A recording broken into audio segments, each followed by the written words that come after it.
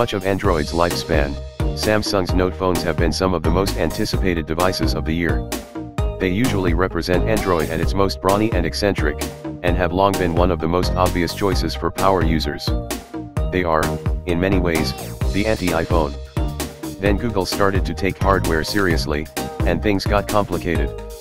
It's a phone that appeals to a different type of power user, those who value stock Android, smoothness, and fast updates over a plethora of features. Like so many others, I lie somewhere in the middle. I want the features and functionality of a Samsung phone, with the smoothness and long-term performance of the Pixel. So when the Note 8 was released, I decided to take my time reviewing the device to see how it would hold up in the long term, especially after the Pixel 2 was released.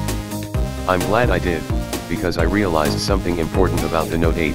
Unlike many Samsung phones I've reviewed in the past, the Note 8 actually holds up to long-term scrutiny virtually unscathed. I didn't think that would be the case when Samsung first announced the device back in August.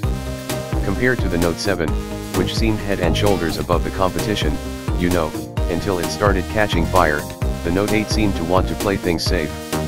By every indication, it was basically an S8 Plus with more RAM, seemingly unnecessary dual cameras, and an S Pen. That's definitely not a bad thing, but also not enough to justify the nearly $1,000 price tag. It was otherwise nearly same screen size and the same basic design, but with a perplexingly smaller battery. But as I wrote back in October, the Note 8 ended up being more than the sum of its parts, particularly when it comes to performance. Over 3 months after first trying the device, I haven't experienced any of the usual slowdown Samsung phones are known for.